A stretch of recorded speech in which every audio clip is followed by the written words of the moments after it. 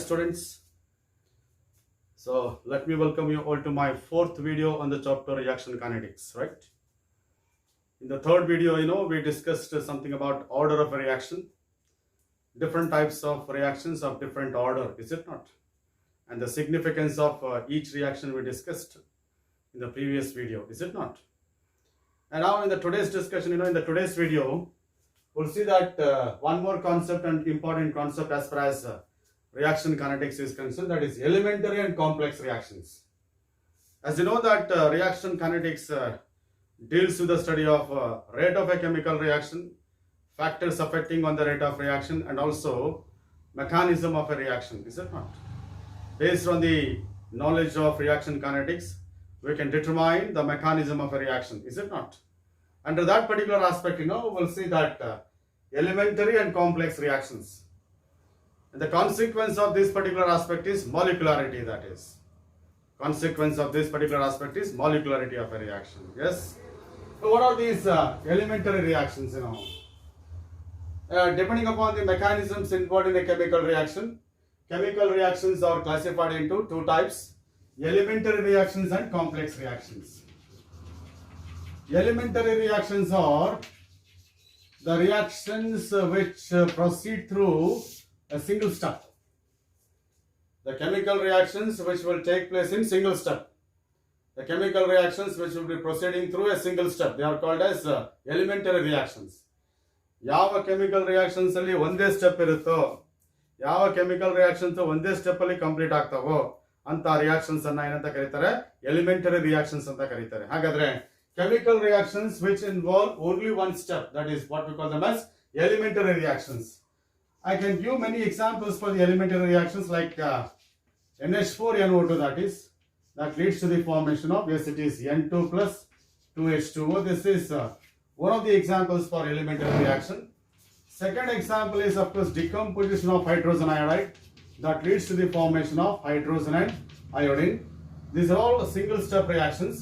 Apart from that, we have, yes, it is 2NO plus O2, that gives 2NO2, that is.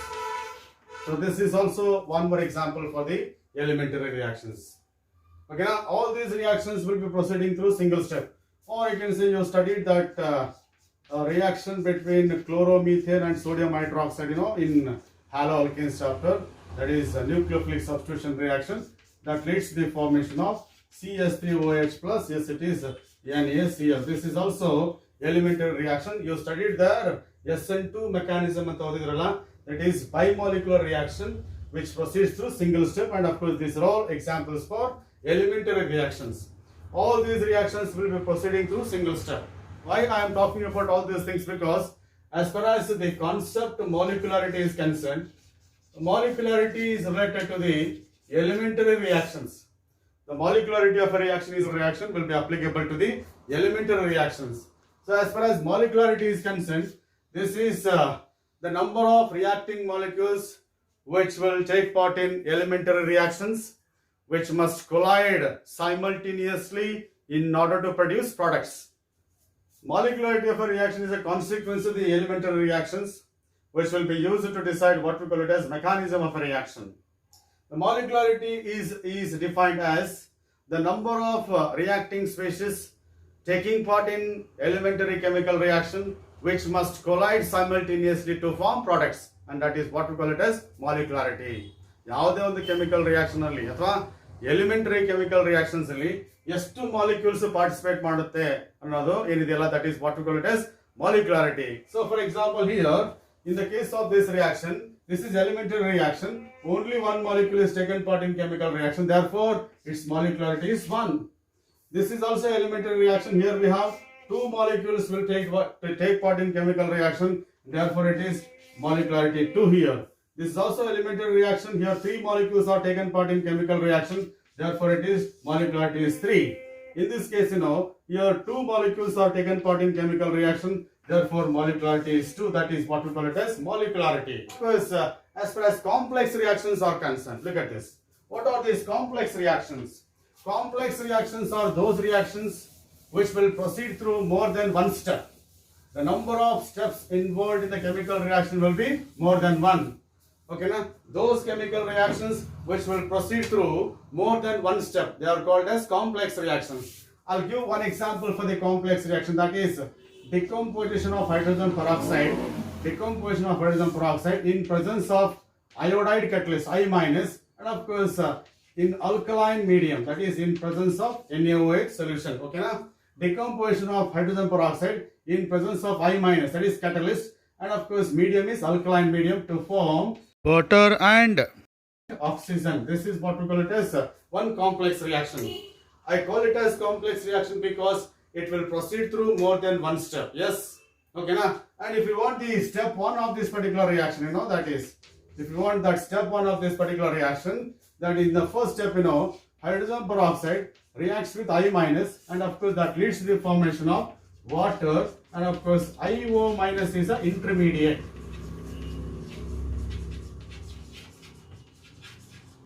IO minus is an intermediate, yes. And this intermediate form further reacts with, that is step 2 the lead.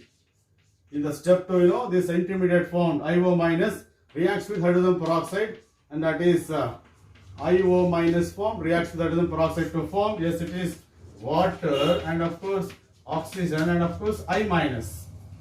Okay, na? This is the first step and this is the second step. Out of these two, this is a slow step as decided by the experiments. This is a slow step, okay, na? As decided by the experiments, and this is a fast step, means it takes place quickly and it takes place slowly. Okay? This is a slower step and it is a fast step. And of course, generally in fast step, you know, you come across intermediates. Intermediates are short-lived species which will be produced during a chemical reaction. Their lifetime is very, very less. They are very, very unstable. They readily react with reacting molecules, you know. Therefore, you know, ಯಾವುದೇ ಒಂದು step ಅಲ್ಲಿ intermediates ಇದೆ ಅಂದ್ರೆ that step is generally fast step. Okay, na? And of course, overall reaction is, ನೋಡಿ, you just cancel the common terms. IO minus cancel ಆಗುತ್ತೆ, I minus cancel ಆಗುತ್ತೆ, and of course H2O2 plus H2O2, that is 2H2O2, and that gives what we call it as 2H2O, right? That is 2H2O, and of course oxygen gas, and this is what we call overall reaction. Yes. And of course, as far as the order of this, as far as the rate law of this reaction is concerned, the rate law of this reaction is, that is minus d of H2O, yes, it is d of H2O2 by dt. That is rate of reaction with respect to hydrogen peroxide is equal to, yes, it is K into, yes, it is H2O2 to the power 1, and of course yes, it is I minus to the power 1. H2O2 to the power 1 and I minus to the power 1. That is, rate of chemical reaction is directly proportional to the first power of the molar concentration of hydrogen peroxide and first power of the molar concentration of iodide, I minus. Therefore, order of this reaction is what we call it as 1 plus 1, that's equal to 2. And of course, you just observe here, why I have written rate of reaction as K into H2O2 to the power 1, I minus to the power 1 tandre.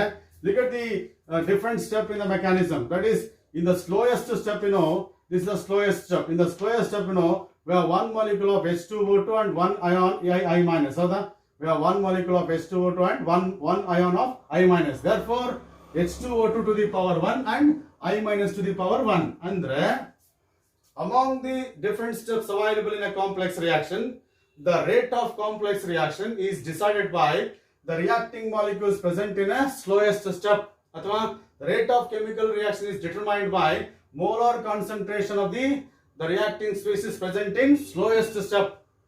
Agagi, we write that rate expression as K into H2O2 to the power 1 and of course I minus to the power 1. And that's why now, as far as the mechanism of a chemical reaction is concerned, in the mechanism, you know, mechanism involves many steps. More than one steps you will find. Detailed description of a chemical reaction. Among the steps available, the slowest step is going to determine the rate of a chemical reaction. The overall rate of a reaction is the rate of a slowest step in the chemical reaction. Okay, na? Slowest step until unless that slowest step is completed, chemical reaction is not completed. The slowest step, this is the slowest step that will be completed at the end of the chemical reaction. As long as this reaction is proceeding, chemical reaction is proceeding, once this slowest step is completed, then only the chemical reaction is completed. ಹಾಗಾಗಿ the overall order of a chemical reaction is decided by what is that the number of reacting species ಅಥವಾ the molar concentrations of the reacting species present in slowest step. ಹಾಗಾಗಿ slowest step is called as rate determining step. Slowest step is called as rate determining step ಅಂತ ಕರೀತಾರೆ. ಅಂದಾಗ order of a slowest step is a order of a overall order of a chemical reaction. ಒಂದು chemical reaction, ಒಂದು complex reaction order ಎದ್ರ ಮೇಲೆ depend ಆಗುತ್ತೆ ಅಂದ್ರೆ the order of the slowest step. What is the order of the slowest step? It is 1 + 2. Therefore the order of decomposition of hydrogen peroxide in presence of iodide is 2 there. Order of decomposition of hydrogen peroxide in presence of iodide is 2 there. So this is what we call it as the complex reaction. So chemical reactions which will proceed through more than one step, they are called as, yes, it is complex reactions. What about molecularity ಅಂತ ಪ್ರಶ್ನೆ ಮಾಡಿದ್ರೆ, and of course molecularity, here two species are involved in a chemical elementary step. ಇದು elementary step, ಇದು ಕೂಡ elementary step. ಹೌದಾ? This is elementary step and this is also elementary step. Here molecularity is 2, here also molecularity is 2. ಹೌದಾ?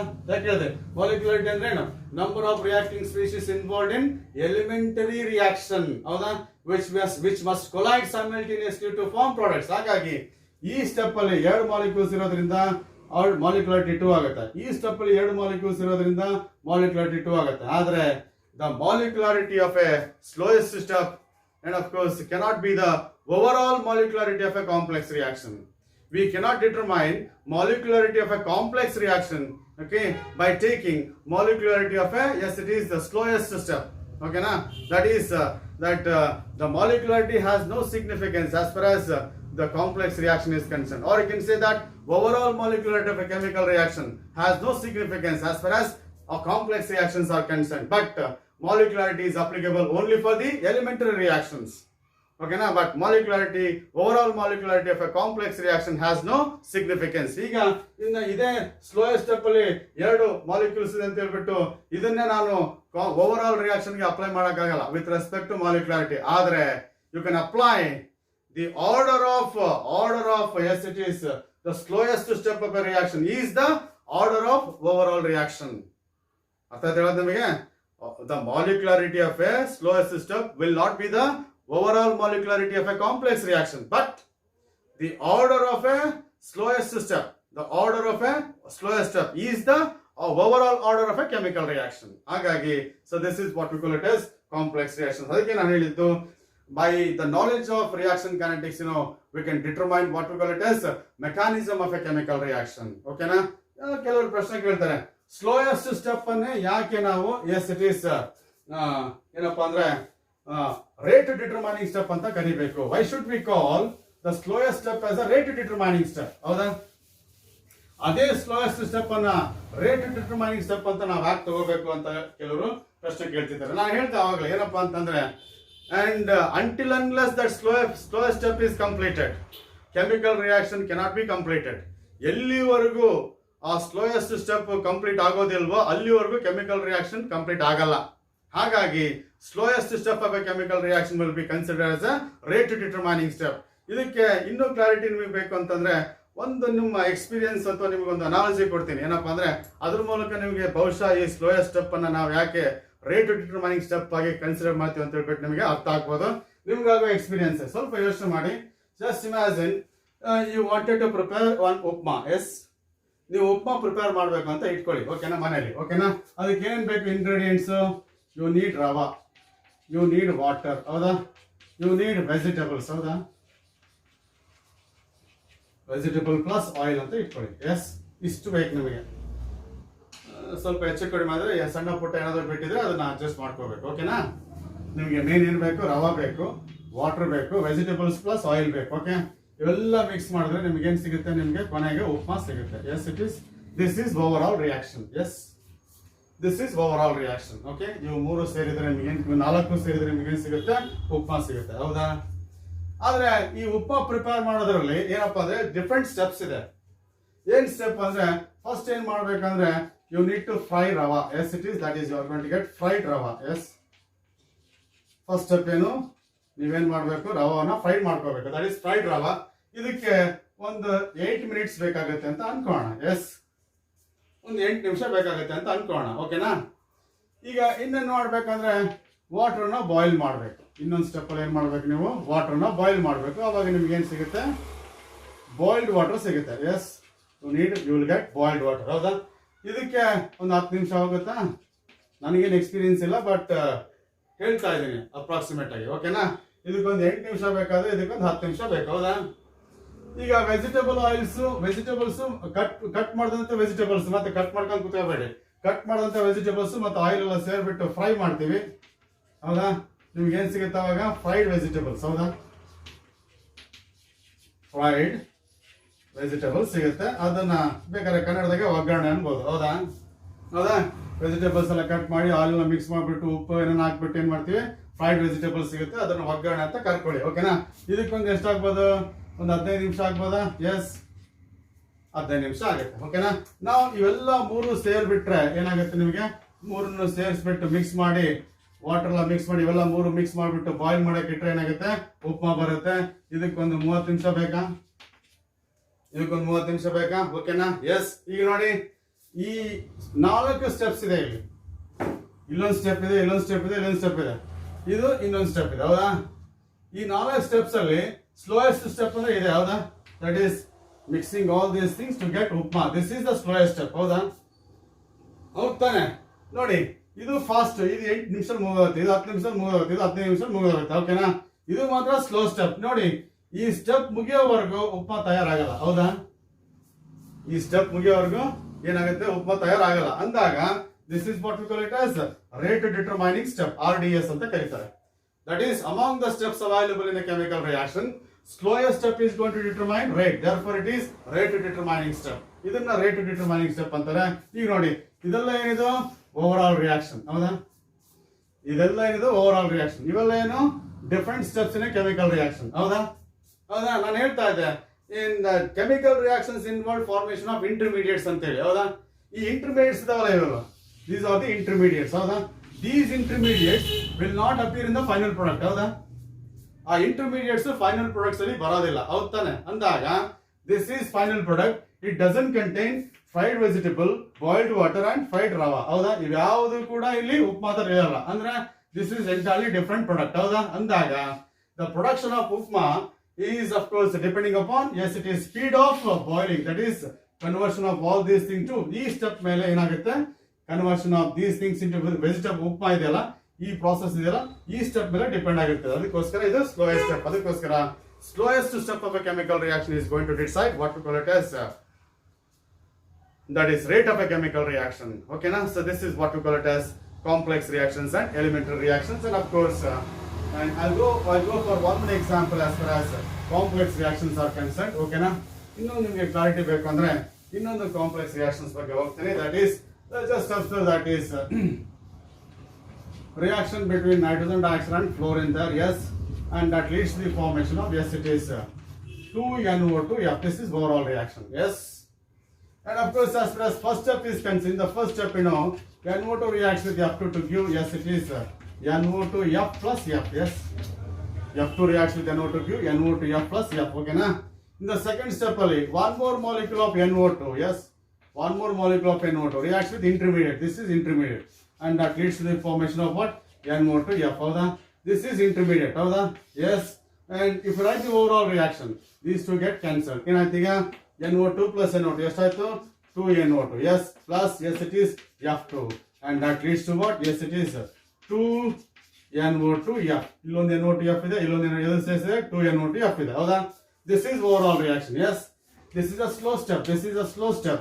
And then the molar concentration of reactants in the slow step will be deciding rate of a chemical reaction. And therefore, rate is equal to, yes, it is K into S NO2 to the power 1, and of course F2 to the power 1. This is what we call it as overall rate of a chemical reaction. And of course, order of reaction is 2 there, but less reacting molecules there, 3 reacting molecules there. So this is what we call it as order of a chemical reaction. And of course, as far as order of a chemical reaction is concerned, in the case of complex reactions, the overall order of a chemical reaction is determined by the molar concentrations of reactants, reacting species present in slowest step. ಓಕೆನಾ, ಅದಕ್ಕೆ ನಾನು ಹೇಳ್ತಾ ಇದ್ದೀನಪ್ಪ ಅಂದ್ರೆ the knowledge of rate of reaction can be used for determining mechanism of a reaction. Okay na? So this is what we call it as complex reactions. And of course, depending upon the number of yes it is reacting molecules involved in elementary chemical reactions, the chemical reactions are further classified into different types on the basis of yes it is molecularity. That is unimolecular reactions. Unimolecular reactions, yes. Another is bimolecular reactions. One more is trimolecular reactions or termolecular reactions.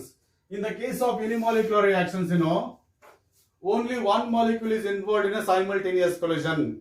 Then particularly simultaneous collisions andre the collisions among the molecules at a time. Simultaneous collision andre collisions among the molecules at a time. That is what we call simultaneous collision. Okay na? Here nodi, unimolecular reactions are those reactions in which only one molecule is involved in simultaneous collision to form a product. Yes.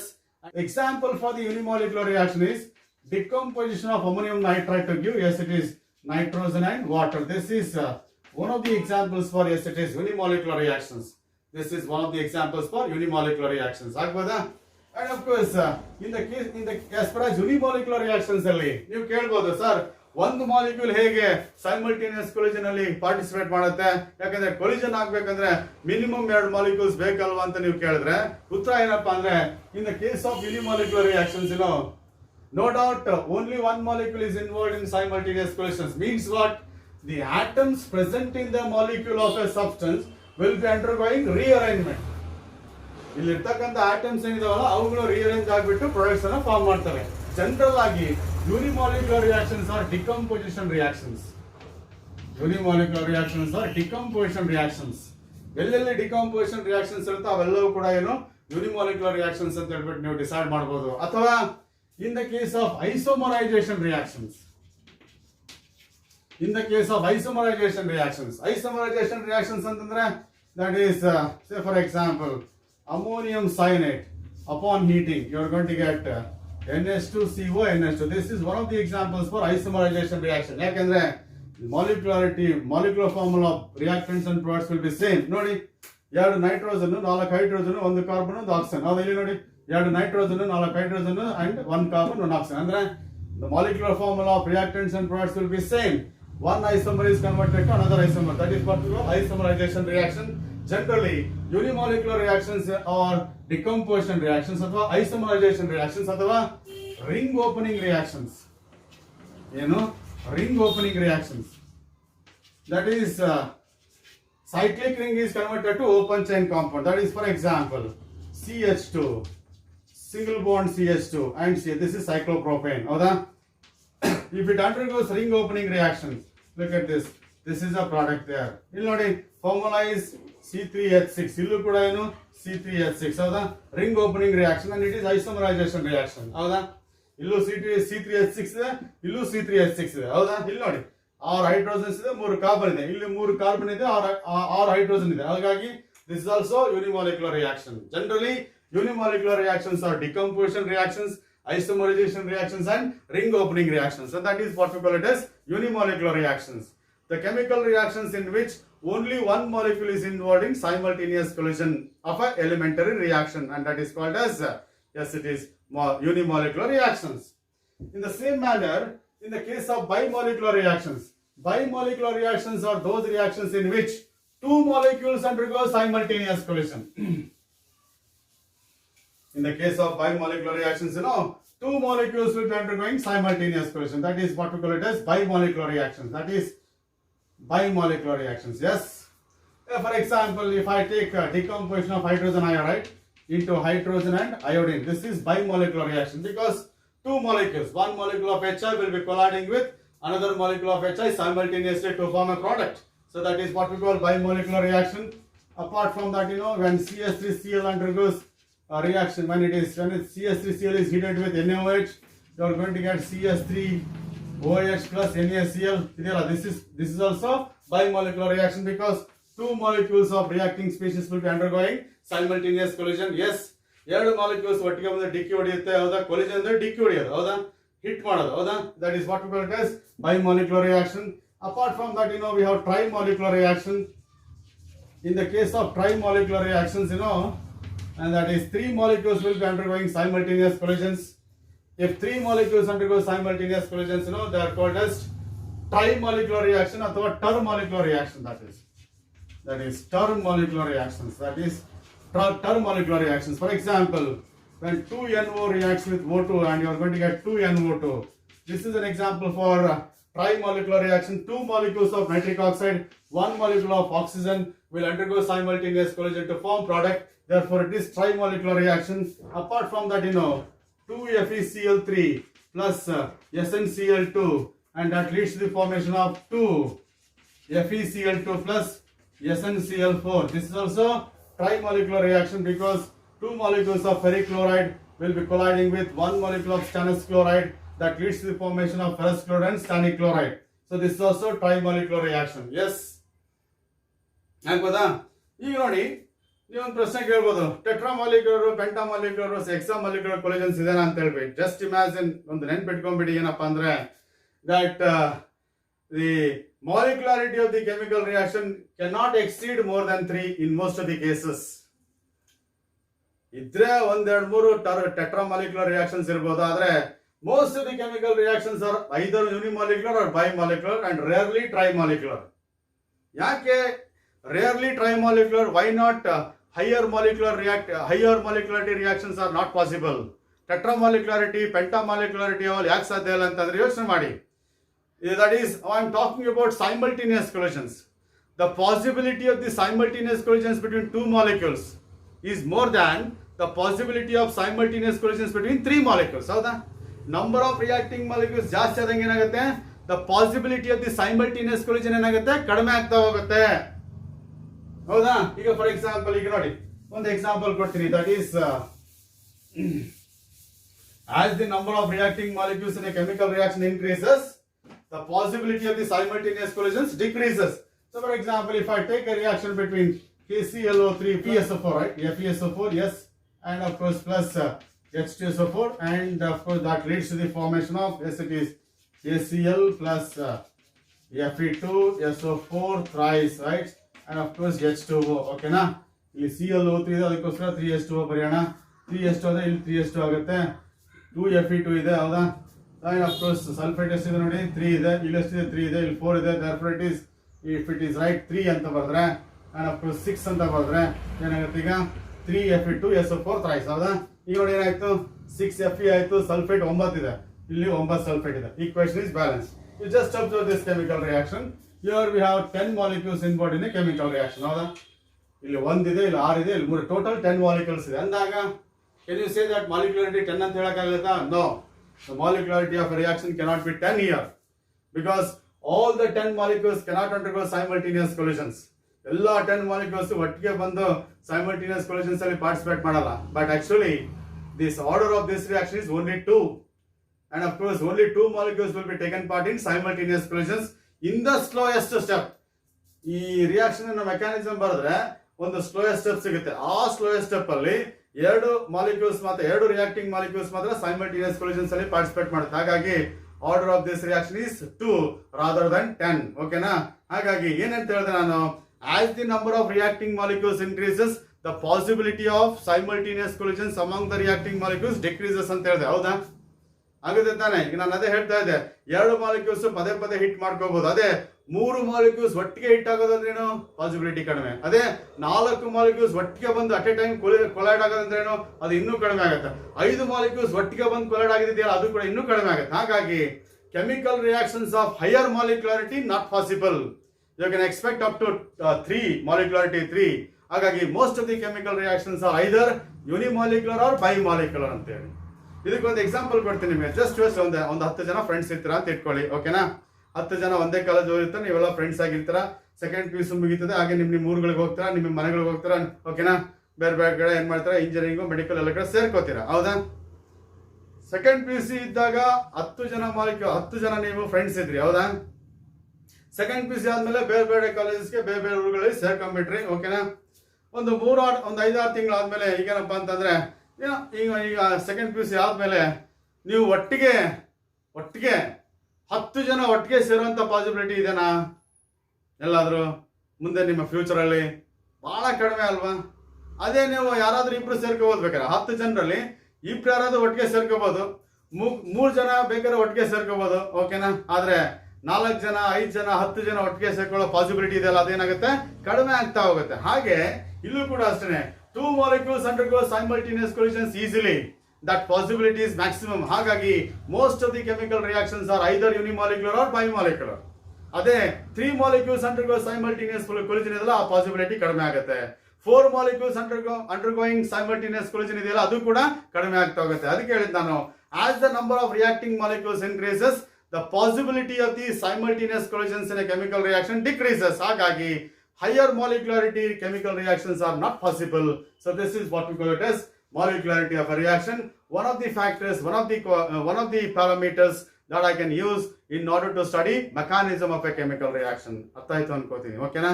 So that is what we call it as molecularity of a reaction, ಓಕೆನಾ? ಈಗ now at this moment we are supposed to study what we call it as differences between order and molecularity of a reaction. Differences between order and molecularity of a chemical reaction. ಇದನ್ನ ಒಂದು 2-3 ಸರಿ exams ಅಲ್ಲಿ ಕೇಳಿದರೆ, what are the differences between order and molecularity? Okay, now we'll see that. Yes, differences between order of a reaction and molecularity of a reaction. Yes, differences between order and molecularity of a reaction. Yes, and first ಏನು ಮಾಡಿ difference ಮಾಡಬೇಕಾದ್ರೆ definition ಬಳಸ್ಬಿಡಿ ಅಷ್ಟೇ. ಅದು first difference. ಏನಪ್ಪಾ ಅಂದ್ರೆ, order of a chemical reaction is sum of the powers of molar concentration terms in an experimentally determined rate equation. ಹೌದಾ? Sum of the powers of the concentration terms in a rate law equation. That is order. But molecularity, what is that molecularity? The number of reacting species involved in elementary chemical reaction which must collide simultaneously to form products. That is number of reacting species which will be taken part in simultaneous collision is molecularity. That is one difference. Second difference is order is experimentally determined.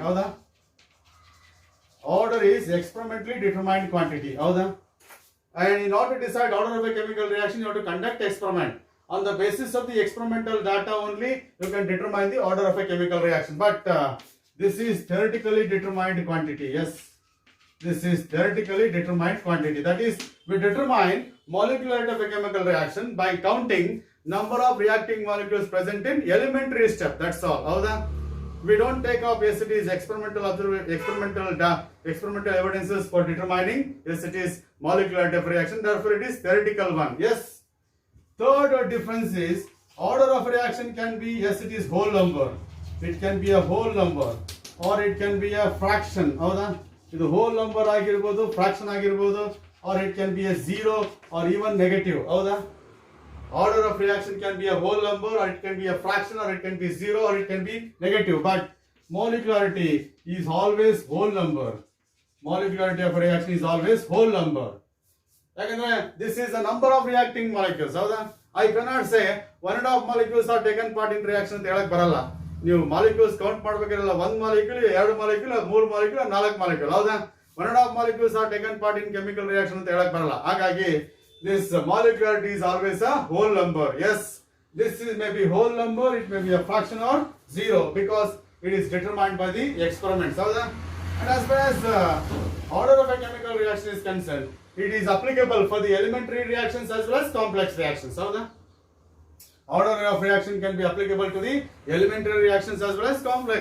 Order of chemical reaction is the order of the rate determining step in a chemical reaction. That is, rate determining step is the slowest step in a chemical reaction. Hagagi, this order is applicable to the elementary reactions as well as complex reactions. But this particular molecularity is applicable only for the elementary reactions because in the definition itself I said number of reacting molecules involved in elementary reaction which must collide simultaneously to form a product. Hagagi, this is applicable only for the elementary reactions. And the overall molecularity of a complex reaction has no significance. Hagagi, these are the differences that you can note down as far as order and molecularity are concerned. Okay, now at least you heard and particularly it is experimentally determined, it is theoretically predicted. This is a whole number, fraction or zero, but it is always whole number. Definition: sum of the powers of molar concentration terms in an experimentally determined rate equation. But ಇಲ್ಲಿ this is what the number of reacting molecules involved in simultaneous collisions, and that is what we call it as differences between order and molecularity of a reaction. ಅರ್ಥ ಆಯ್ತು ಅನ್ಕೋತೀನಿ, ಓಕೆನಾ? So ಈಗ ಇಲ್ಲಿವರೆಗೂ discuss ಮಾಡಿದಂತ ಕೆಲವು ಏನು ರಿಯಾಕ್ಷನ್ ಕೈನೆಟಿಕ್ಸ್ ಏನಿದೆಲ್ಲ ಕಾನ್ಸೆಪ್ಟ್ಸ್, ಅದ್ರ ಮೇಲೆ ನಿಮ್ಮ NCERT ಬುಕ್ ಅಲ್ಲಿ ಕೆಲವು ಕ್ವಶನ್ಸ್ ಇದೆ. ಆ ಕ್ವಶನ್ಸ್ ಅನ್ನ ಸಾಲ್ವ್ ಮಾಡಿಬಿಟ್ಟು ನಾನು ಏನ್ ಮಾಡ್ತೀನಿ, ನೆಕ್ಸ್ಟ್ ಟಾಪಿಕ್ ಹೋಗ್ತೀನಿ. ಯಾಕಂದ್ರೆ ನೆಕ್ಸ್ಟ್ ಟಾಪಿಕ್ ಬಂದು ತುಂಬಾ ಇಂಪಾರ್ಟೆಂಟ್. ಅಲ್ಲಿ ಏನಪ್ಪಾ ಅಂದ್ರೆ we are going to derive what we call it as integrated rate equations for the first and second order reactions. ತುಂಬಾ important as far as your annual examination is concerned. ಅದನ್ನ next ವಿಡಿಯೋಗೆ ಇಟ್ಕೋತೀನಿ. But before that I am going to take up what we call it as yes it is the some questions. Let me answer some questions that are there in the NCERT textbook. ಆಗ್ಬೋದಾ? we'll see that. Yes. So ಈಗ ಬನ್ನಿ, ಕೆಲವು questions ಇದೆ ನಿಮ್ಮ NCERT book ಅಲ್ಲಿ, ಅವನು ಸ್ವಲ್ಪ answer ಮಾಡೋಣ. ಯಾಕಂದ್ರೆ ಏನು NCERT ಬುಕ್ ಅಲ್ಲಿ ಕ್ವಶನ್ಸ್ ಇದೆನೋ ಅಂದ್ರೆ ಇನ್ ಟೆಕ್ಸ್ಟ್ ಪ್ರಾಬ್ಲಮ್ಸ್ ಮತ್ತೆ ಸಾಲ್ವ್ ಕ್ವಶನ್ಸ್ ಏನಿದೆ ಅದನ್ನ ಸ್ವಲ್ಪ ಕೇರ್ಫುಲ್ ನೋಡ್ಕೋಬೇಕು ಎಲ್ಲ ಚಾಪ್ಟರ್ ಅಲ್ಲಿ. ಯಾಕಂದ್ರೆ ಎಲ್ಲಾ ಕ್ವಶನ್ ಪೇಪರ್ ನೋಡಿದ್ರೆ ಅದೇ ಗೊತ್ತಾಗುತ್ತೆ. ಇಲ್ಲಾಂದ್ರೆ ಸಾಲ್ವ್ ಮಾಡಿರೋ ಕ್ವಶನ್ಸ್ ಕೇಳಿರ್ತಾರೆ, ಇಲ್ಲಾಂದ್ರೆ ಇನ್ ಟೆಕ್ಸ್ಟ್ ಅಲ್ಲಿ ಇರ್ತಕ್ಕಂಥ ಕ್ವಶನ್ಸ್ ಅನ್ನ ಕೇಳ್ತಿರ್ತಾರೆ. ಅದಕ್ಕೋಸ್ಕರ ಹೇಳ್ತಾ ಇದ್ದೀನಿ. That is calculate over all order of reaction in the following expressions ಅಂತ ಇದೆ. ಇಲ್ಲಿ ರೇಟ್ ಎಕ್ಸ್ಪ್ರೆಷನ್ಸ್ ಅನ್ನ ಕೊಟ್ಟಿದ್ದಾರೆ. Yes, rate is equal to k into e to the power 1/2 b to the power 3/2 ಇದೆ. ಇದು ರೇಟ್ ಎಕ್ಸ್ಪ್ರೆಷನ್, ಓಕೆನಾ? ಇನ್ನೊಂದು rate expression k is equal to e to the power 3/2 b to the power -1 ಅಂತ ಇದೆ. ಹೌದಾ? ಇನ್ನೊಂದು rate expression. ಈಗ ಏನ್ ಮಾಡ್ಬೇಕು ನೀವೀಗ? ಓವರ್ ಆಲ್ ಆರ್ಡರ್ ನ ಕ್ಯಾಲ್ಕುಲೇಟ್ ಮಾಡ್ಬೇಕು. ನಿಮಗೆ ಗೊತ್ತಿದೆ order is equal to as it is sum of the powers of molar concentration terms in an experimentally determined rate equation. ಹೌದಾ? ಇಲ್ಲಿ concentration terms A and B ಇದೆ. ಪವರ್ಸ್ ಎಷ್ಟು? That is 1/2, that is power of A is 1/2, power of B is 3/2. Yes, it is 1/2 plus 3/2 ಎಷ್ಟಾಗುತ್ತೆ ನೋಡಿ? LCM 2 ಆಗುತ್ತೆ. That is 1 plus 3, that's equal to 2 there. 4 plus 4/2 is 2. So order of reaction is 2. ಇದು half, ಇದು 1.5, ಎರಡು ಸೇರಿದ್ರೆ ಎಷ್ಟು? 2 ಆಗುತ್ತೆ. ಹೌದಾ? ಇದು ಹಾಫ್, ಇದು 1.5, ಎರಡು ಸೇರಿದ್ರೆ 2 ಆಗುತ್ತೆ. That is order of this reaction is 2. Second ಬನ್ನಿ, that is order is equal to, so just start ಮಾಡಿ 3/2 and of course plus -1. ಹೌದಾ? 3/2 plus -1 ಎಷ್ಟಾಗುತ್ತೆ? ಅದು 1/2, 3/2 -1 ಎಷ್ಟಾಗುತ್ತೆ? That is yes it is 0.5. ಹೌದಾ? That is 1/2. ಹೌದಾ? 1/2 -1 ಎಷ್ಟಾಗುತ್ತೆ? ಅರ್ಧ. ಹೌದಾ? That is 0.5. So this is what is that? Half is the order of this reaction. ಆಗ್ಬೋದಾ? Second question ನೋಡಿ, identify the order from each of the following rate constants. ಇಲ್ಲೆಲ್ಲವೂ ಕೂಡ ನಿಮಗೆ ರೇಟ್ ಕಾನ್ಸ್ಟೆಂಟ್ಸ್ ಕೊಟ್ಟಿದ್ದಾರೆ. ಇಲ್ಲೆಲ್ಲ ಕೂಡ ರೇಟ್ ಕಾನ್ಸ್ಟೆಂಟ್ಸ್ ಕೊಟ್ಟಿದ್ದಾರೆ. ಆ ರೇಟ್ ಕಾನ್ಸ್ಟೆಂಟ್ಸ್ ಅನ್ನ ನೋಡ್ಬಿಟ್ಟು ನೀವು ಆರ್ಡರ್ ನ ಹೇಳ್ಬೇಕು, ಓಕೆನಾ? ಇಲ್ಲಿ ನೋಡಿ, ಫಸ್ಟ್ ನೋಡಿ, rate constant value 2.3 × 10⁻⁵ litre per mole per second ಇದೆ. ಏನಿದೆ? Litre per mole per second ಇದೆ. ಹೌದಾ? Litre per mole per second rate constant ಯಾವ ಆರ್ಡರ್ ಇರುತ್ತೆ ಅನ್ನೋದನ್ನ ಸ್ವಲ್ಪ ನೀವು ಯೋಚನೆ ಮಾಡ್ಬೇಕು, ಓಕೆನಾ? ನಿಮ್ಗೆ ಗೊತ್ತಿದೆ that is rate constant, unit of rate constant is what? Mole per litre to the power 1 - n and it is per second ಇದೆ ತಾನೆ? ಓಕೆನಾ? ಈಗ ನೋಡಿ, n = 1 ಹಾಕಿದ್ರೆ ಇದಾಗುತ್ತೆ ಪರ್ ಸೆಕೆಂಡ್ ಆಗುತ್ತೆ.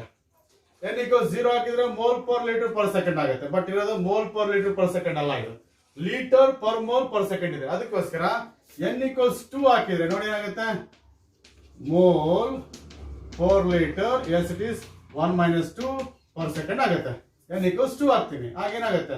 1 - 2 is -1. -1 to mole ಎಷ್ಟಾಗುತ್ತೆ? That is per mole. -1 × -1 ಎಷ್ಟಾಗುತ್ತೆ? Litre and it is per second. ನೋಡಿ, per mole liter per second, per mole liter per second. Therefore it is second order. Yes, in order ಎಷ್ಟಾದ್ರೆ ಈಗ second order ಆಗುತ್ತೆ. Yes, ಈಗ ನೋಡಿ, per second ಇದ್ರೆ ಏನು? Yes, it is first order. ಹೌದಾ? Per second ಏನು? First order. ಹೌದಲ್ವಾ? ನಿಮಗೆ ಗೊತ್ತಲ್ವಾ? n = 1 ಹಾಕ್ಬಿಡಿ. ಇಲ್ಲಿ ಏನಾಗುತ್ತೆ? 1 - 1 0 ಆಗುತ್ತೆ. ಹೋಲ್ ಟರ್ಮ್ 1 ಆಗುತ್ತೆ. ಉಳಿದೇನು? ಪರ್ ಸೆಕೆಂಡ್ ಮಾತ್ರ. n = 1 ಹಾಕಿದ್ರೆ ಎಸ್ ಇಟ್ ಈಸ್, ಇಲ್ಲಿ n = 1 ಹಾಕಿದ್ರೆ ಪರ್ ಸೆಕೆಂಡ್ ಮಾತ್ರ ಉಳಿಯುತ್ತೆ. ಹಾಗಾಗಿ order of reaction is first order reaction. Yes, ಇಲ್ಲಿ ನೋಡಿ, 4.5 × 10⁻³ mole per litre per second ಇದೆ. Mole per litre per second ಬರಬೇಕು ಅಂದ್ರೆ n ವ್ಯಾಲ್ಯೂ ಎಷ್ಟಾಗಬೇಕು ನೋಡಿ? 1 ಹಾಕಿದ್ರೆ ಪರ್ ಸೆಕೆಂಡ್ ಬರುತ್ತೆ. 0 ಹಾಕಿ 1 - 0 ಆಗುತ್ತೆ. Mole per litre per second ಆಗುತ್ತೆ. Therefore it is 0 order. Yes, it is. Therefore it is 0 order. Yes, ಆ unit ನೋಡ್ಬಿಟ್ರೆ ಗೊತ್ತಾಗ್ಬಿಡುತ್ತೆ. Yes, per second, per minute, per hour ಇದ್ರೆ first order. Mole per litre per second ಇದ್ರೆ 0 order. Litre per mole per second ಇದ್ರೆ second order. ಹೌದಾ? ಇಲ್ಲಿ ನೋಡಿ, 2.6 × 10⁻² m to the power -2 and S to the power 1 ಇದೆ ಹೌದಾ. ಇದು M ಗಮನಿಸಬೇಕು, ಕ್ಯಾಪಿಟಲ್ ಎಂ ಇದೆ. ಕ್ಯಾಪಿಟಲ್ ಎಂ ಅಂದ್ರೆ ಮೊಲಾರಿಟಿ ಹೌದಾ. ನಿಮಗೆ ಗೊತ್ತಿದೆ capital M to the power 1 minus N per second ಹೌದಾ. That is unit of K, ಹೇಳಿದ್ನಲ್ಲ ಪ್ರೀವಿಯಸ್ ವಿಡಿಯೋದಲ್ಲಿ. Capital M to the power 1 minus N per second ಹೌದಾ. ನೀವು ಎನ್ ವ್ಯಾಲ್ಯೂ ಎಷ್ಟು ಹಾಕಿದ್ರೆ ಈ ವ್ಯಾಲ್ಯೂ ಬರುತ್ತೆ ನೋಡಿ. ಎಂ ಟು ದಿ ಪವರ್ -2 ಬರ್ಬೇಕು, ಎನ್ ಇಸ್ ಈಕ್ವಲ್ ಏನಾಗಬೇಕು, n equals 3 ಹಾಕಿಬಿಟ್ರೆ 1 minus 3 is -2, m to the power -2 per second. So order is 3 ಹೌದಾ. ಆರ್ಡರ್ ಎಷ್ಟಾಗುತ್ತೆ, 3 ಆಗುತ್ತೆ. For D, for question number D ಇದೆಯಲ್ಲ ಅದಕ್ಕೆ ಆರ್ಡರ್ ಎಷ್ಟು 3 ಹೌದಾ. ಹೌದಾನೆ. ಈಗ ನೋಡಿ ಫಿಫ್ತ್ ನೋಡಿ 1.5 to 10 - 3 mole to the power -2 liter to the power 2 and per second. ಇಲ್ಲಿ ನೋಡಿ ಇದೇ ಈಕ್ವೇಶನ್ ಅಲ್ಲಿ ಎಸ್ n equals 3 ಹಾಕಿ ಏನಾಗುತ್ತೆ, n equals 3 ಹಾಕಿದ್ರೆ ಮೋಲ್ ಟು ದಿ ಪವರ್ -2 ಆಗುತ್ತೆ. -2 ಆಗುತ್ತಲ್ವಾ, -2 into -1 ಏನಾಗುತ್ತೆ, +2 litre square per second. Mole to the power -2 litre to the power 2 s to the power 1 ಯಾವಾಗ ಆಗುತ್ತೆ ಇದು, n equals 3 ಹಾಕಿದ್ರೆ. therefore ಇಲ್ಲೂ ಕೂಡ ಆರ್ಡರ್ ಏನು, order is equal to 3 here also ಹೌದಾ. Order is equal to 3. ಹಾಗಾಗಿ ಏನಪ್ಪಾ ಅಂದ್ರೆ ನೀವು ರೇಟ್ ಕಾನ್ಸ್ಟೆಂಟ್ ಯೂನಿಟ್ಸ್ ಅನ್ನ ನೋಡ್ಬಿಟ್ಟು ಆ ರಿಯಾಕ್ಷನ್ ಯಾವ ಆರ್ಡರ್ ಇದೆ ಅಂತ ಹೇಳ್ಬಿಟ್ಟು ನೀವು ಡಿಸೈಡ್ ಮಾಡ್ಬೋದು. ಅದಕ್ಕೆ ರೆಫರೆನ್ಸ್ ಏನ್ ತಗೋಬೇಕು, ಇದೇ unit mole per litre to the power 1 minus n per second. This is for the nth order ಹೌದಾ.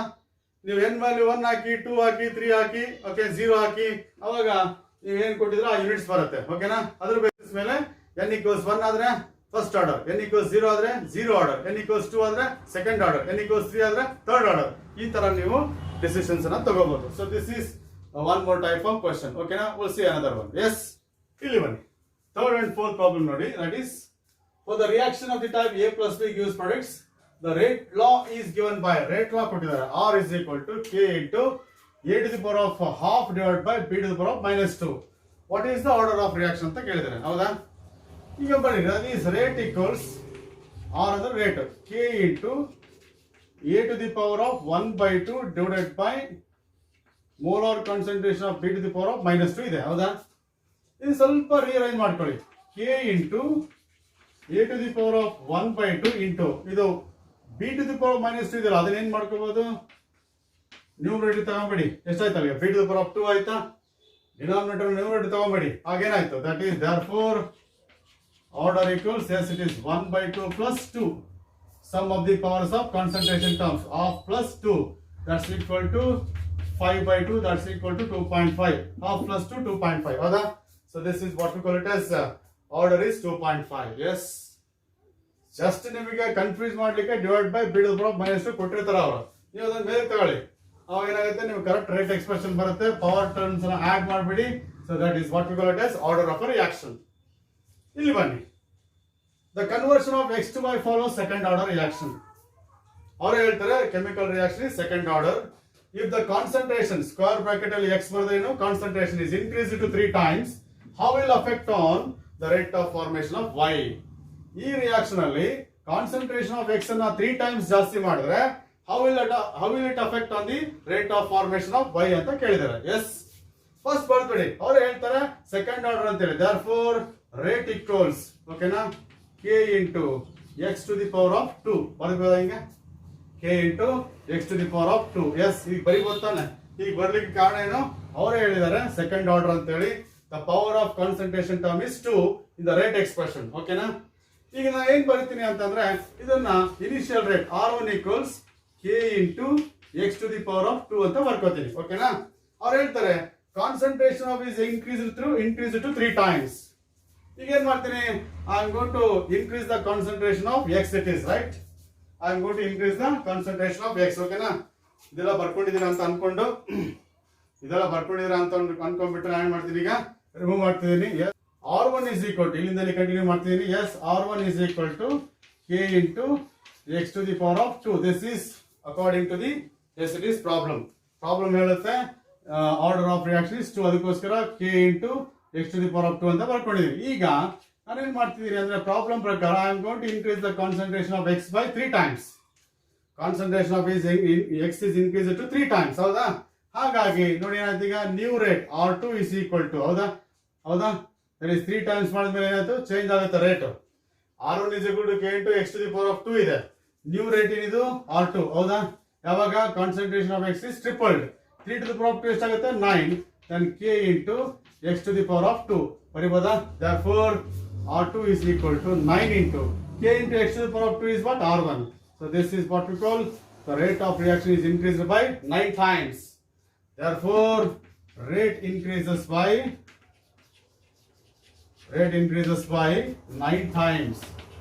Rate increases by 9 times, and of course this is the answer. Okay na? So ಅದನ್ನ prove ಮಾಡಿದೀನಿ. 3 times ಮಾಡಿದ್ರೆ power 2 ಇರೋದ್ರಿಂದ 3 to the power of 2 is 9 ಆಗುತ್ತೆ. k into x to the power of 2 ನ r ಇಂದ replace ಮಾಡಿದ್ರೆ rate is increased by 9 times. ಅಂದ್ರೆ rate of reaction is 9 times the initial rate of the reaction when concentration of x is increased by 3 times. So this will be the last problem of the today's video, right? For the reaction 2NO plus O2 gives 2NO2 ಒಂದು gaseous reaction ಕೊಟ್ಟಿದ್ದಾರೆ. Rate expression is k into NO to the power 2 O2 to the power 1. ಅವರೇ rate expression ಕೊಟ್ಟಿದ್ದಾರೆ. That is rate equals k into NO to the power 2 O2 to the power 1 ಅಂತ ಹೌದಾ? By how many times the rate of reaction change if the volume of reaction vessel is reduced to 1/3 of its initial volume. ಇಲ್ಲಿ concentration change ಮಾಡ್ತಿದ್ದಾರೆ. ಹೇಗೆ? By decreasing the volume of a vessel, not by increasing the number of moles, by decreasing the volume of a vessel. By how many times the rate of reaction change if volume of reaction is reduced to reaction vessel is reduced to 1/3 of its initial volume, will there be any change in order of reaction ಅಂತ ಇದೆ. First initial rate ಬರ್ಕೊಂಡ್ಬಿಟ್ರೆ that is R1 is equal to k into NO to the power 2 O2 to the power 1. ಇದು initial rate ಹೌದಾ?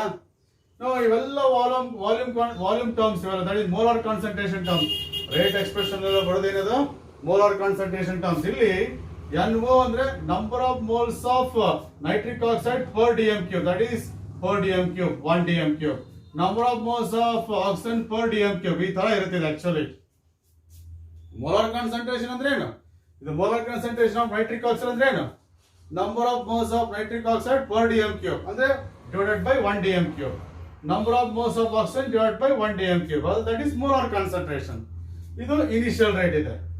New rate ಅಲ್ಲಿ R2 is equal to k into S NO divide by 1 ನಾನು ಏನ್ ಮಾಡ್ತೀನಿ 1/3 ಮಾಡ್ಕೋತೀನಿ. Yes, I am going to decrease the volume from 1 to 1/3 of its initial volume whole square. Yes, ಇಲ್ಲಿ ಏನ್ ಮಾಡ್ತೀನಿ O2 S divide by 1 ಇದ್ದಿದ್ದು ಏನ್ ಮಾಡ್ತೀನಿ 1/3 ಮಾಡ್ಕೋತೀನಿ. S to the power 1 ಮಾಡ್ಕೋಬೋದಲ್ಲ?